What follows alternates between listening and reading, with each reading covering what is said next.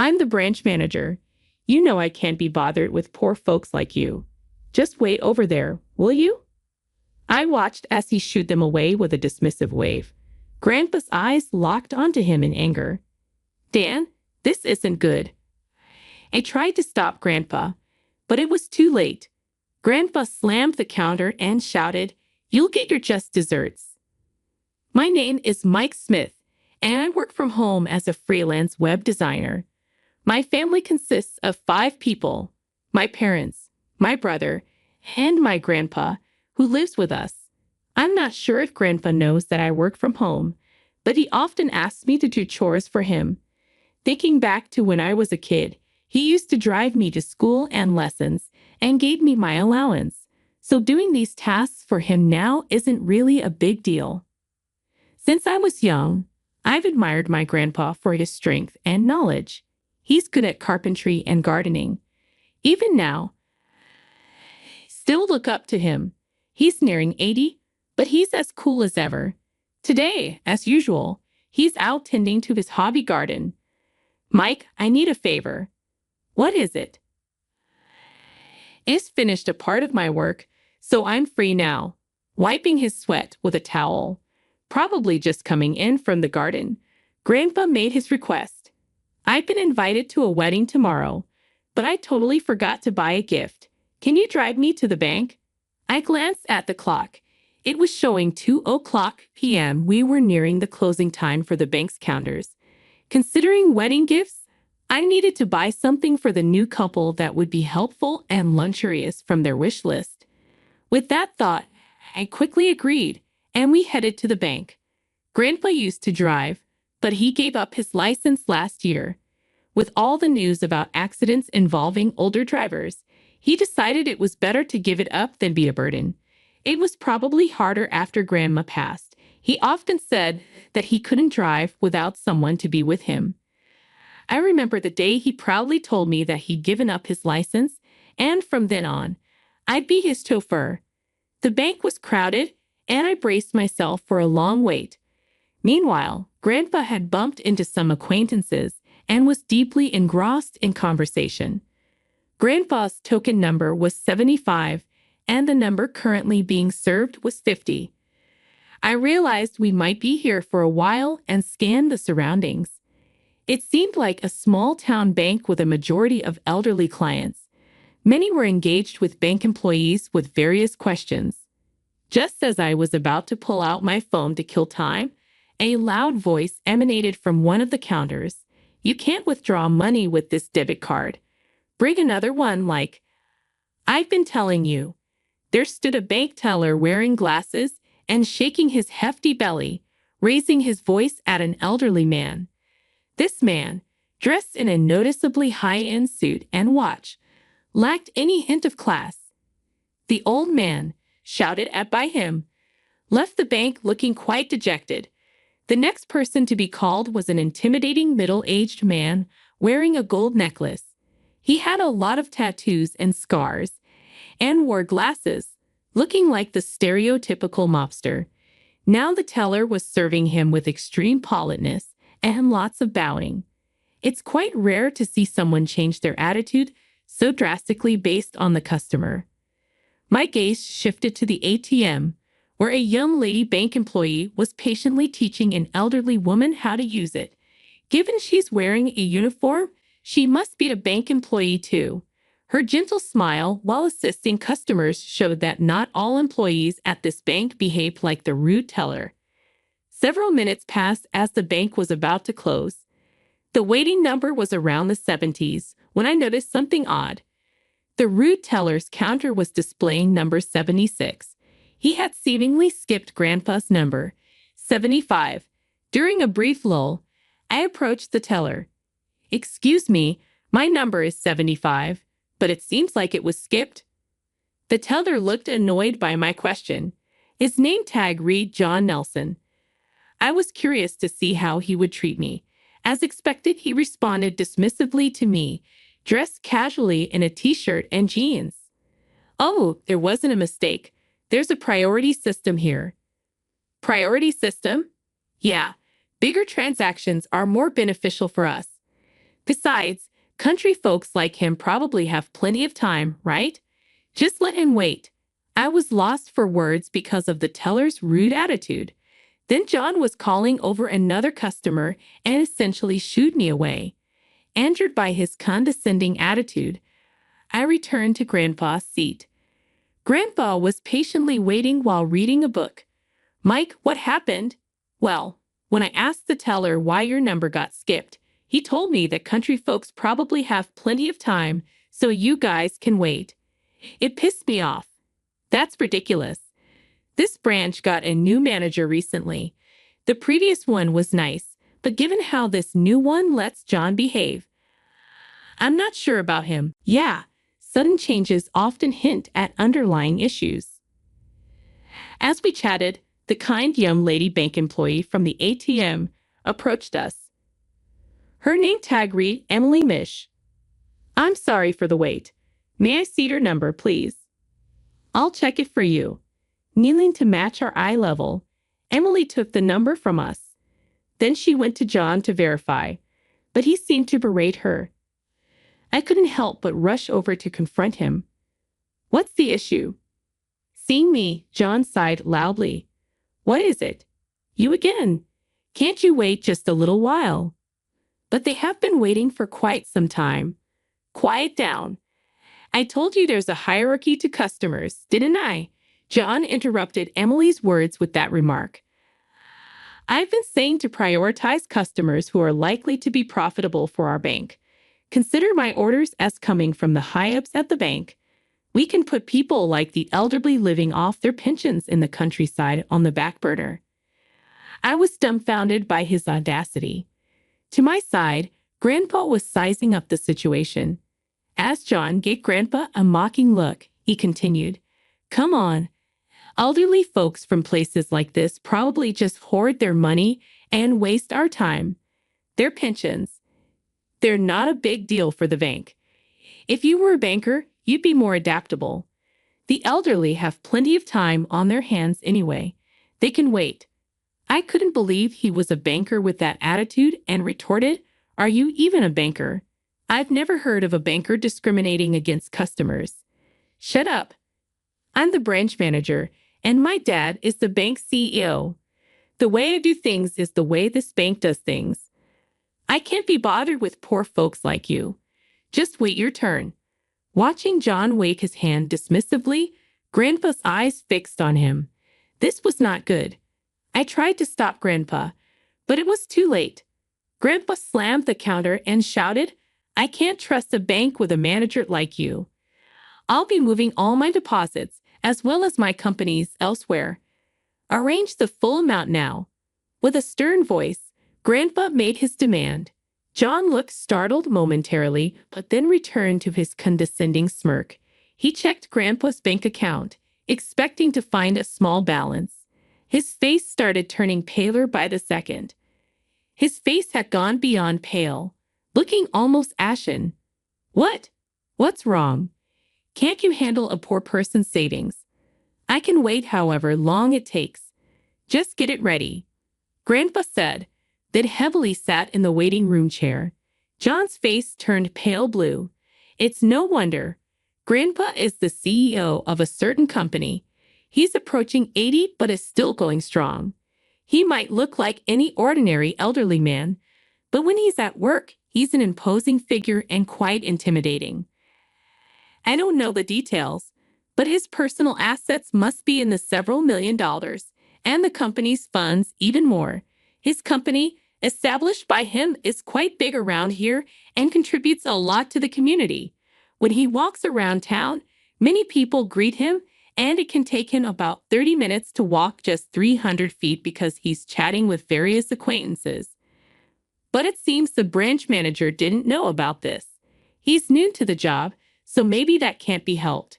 But the previous manager had visited our house when he took the position. Maybe John just didn't care enough. It could be said that John's disregard for customers led to this situation. Without saying a word, Grandpa continued to glare at John, not missing a single move. That look must have been absolutely terrifying to anyone on the receiving end of it. I remember when I was little, Getting scolded by my grandpa was downright scary, so I can totally relate to that feeling. Off manager and in apparent terror of grandpa, John screamed and bolted from the place, running out of the bank. He recklessly started running, bolting out of the store. He ran away. Mike, let's contact the main office. That guy said he was the CEO's son. We need to clean all the dirt from under the rug completely, Grandpa said with a smirk. Once he gets like this, nothing can stop Grandpa. He's truly a force to be reckoned with. I was about to call the main office when someone approached us. It was Emily. Sir, I deeply apologize for our manager's behavior. I know it's impertinent, but could we have a moment of your time? What? After that, we learned shocking facts from her. We decided we would take down John completely. We then gathered various documents and prepared everything to close our accounts and headed to the bank's main office. Grandpa had already scheduled an appointment with the bank CEO. Dressed in suits, both Grandpa and I made sure to present ourselves impeccably. Besides my grandpa and me, there were two other slightly stocky employees who joined us for added security. We didn't take my usual car, but instead rode in a black luxury car reserved for the CEO. Upon arriving at the main office, the bank president greeted us with a smile and led us to a meeting room. Sitting there with a fake smile was probably John's father, Paul Nelson. Next to him, in stark contrast to before, was branch manager John with a confident smile, and behind him stood two men in black suits looking like bodyguards. I'm truly sorry for the inconvenience. It seems my foolish son has caused you some trouble. I deeply apologize for the other day. I have reflected on my actions. John Nelson lowered his head. It sounded like a superficial and insincere apology. People don't change that easily, I thought to myself. I took out the documents I had prepared from my bag and spread them out on the desk. I have prepared the cancellation documents here. From now on, we will no longer do business with you. My decision is final and I won't change my mind. You not only insulted me, but also insulted the elderly pensioners in Nebraska and the people living there. I can't trust someone like you, especially if they're the son of the bank president. At Grandpa's words, Paul's smile tightened. John's smile had completely disappeared, and he looked pale and downcast. However, as expected from someone who had risen to the top of a bank, Paul quickly composed himself and began speaking in a soothing voice. Sir, I deeply apologize for John's behavior. I know it's impertinent, but could we have a moment of your time? The president took out a piece of paper from his pocket and placed it on the desk. It was a check for $10 million. It was clearly a bribe. A deep furrow appeared between Grandpa's brows. I'm not someone you can easily fool. If you say it's not enough, I'll add more. I hope this will appease your anger. Paul's hands were rubbing together, trying to get closer to Grandpa, looking utterly sycophantic. I was getting fed up and just wanted to wrap things up and leave. This isn't about the money. Can't you even understand that? Of course, I'll make John resign, but this check is a gesture of my goodwill. Wait, Dad, why am I resigning? John protested. Quiet. It's your responsibility. But wasn't it your policy to increase profits? My branch had good sales. Wasn't that the answer? Just shut up. If you hadn't messed up, we wouldn't be in this mess. There must have been a better way. Excuse me, can I say something? I interrupted the bickering father and son. Regarding the profit your son mentioned, we've received complaints from the residents of Nebraska about aggressive sales tactics for financial products like investment trusts and insurance. Some people even mentioned being scammed into signing contracts. I've consolidated these complaints and consulted with the Better Business Bureau. I expect the Consumer Financial Protection Bureau to intervene soon. What? Paul snatched the printout listing the complaints from the desk and checked the contents. I assume many of your clients will be canceling their bank accounts soon, so you better be prepared. And now, here comes the main part. I slowly took out my tablet and began navigating through the files. Displayed were a series of numbers. See this here, here, and here too. These are unauthorized withdrawals. What do you mean? How do you have that data? Well, who knows? I tried to play it cool with a smirk, but the two in front of me were turning red and then pale. Yes, this data was crucial evidence of the bank's wrongdoing. They had created fictitious accounts in John's branch and deposited money into them. Evidence of embezzlement. Furthermore, I operated my tablet again. These are John's stock trading records. On several occasions, he bought a large number of stocks just before their prices rose and then sold them all after the increase.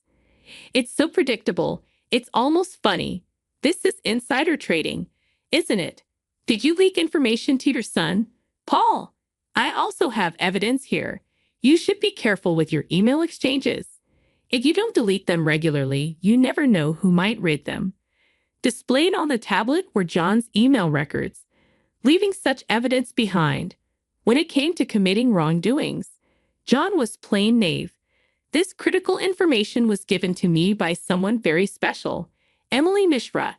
She worked at another bank and was essentially a spy. Sensing something fishy about Paul and John, she discreetly aimed to bring them down. Emily had accessed John's computer, saved the records, and sent the data to me. Moreover, I obtained additional necessary data by hacking. Yes, I'm a white hat hacker who also collaborates with the cybercrime division of the FBI.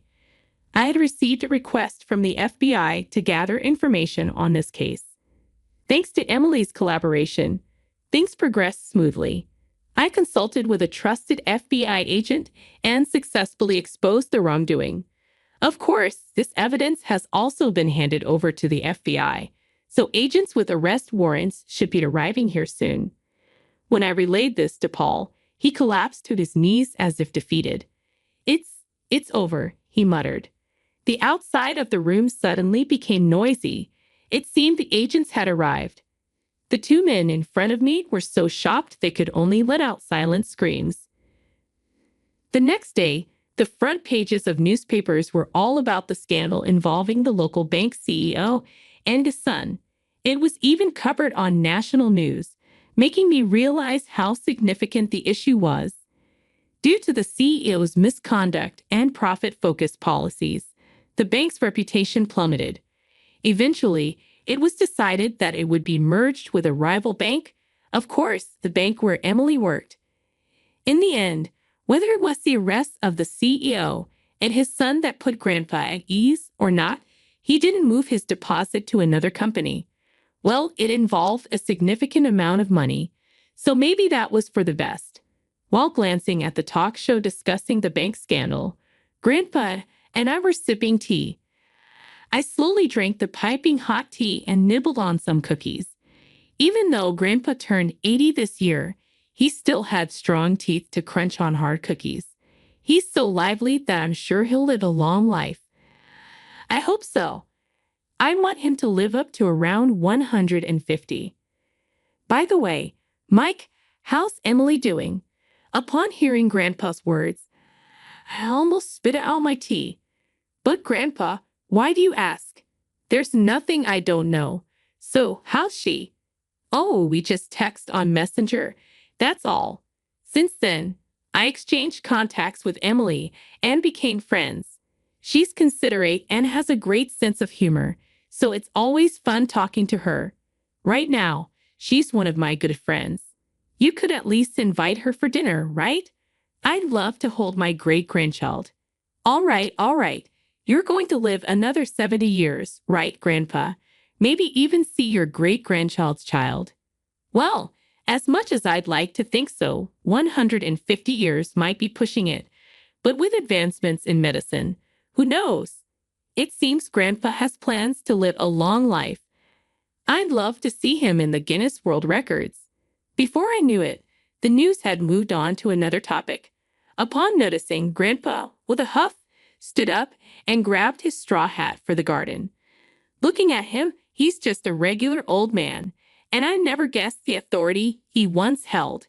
He's kind to those around him and well-liked, but when it comes down to it, he's super cool. I hope to be like Grandpa someday. I never want to be blinded by money, look down on others, or commit crimes. I made a silent vow to become an upright person just like Grandpa, someone even his own grandchildren can look up to.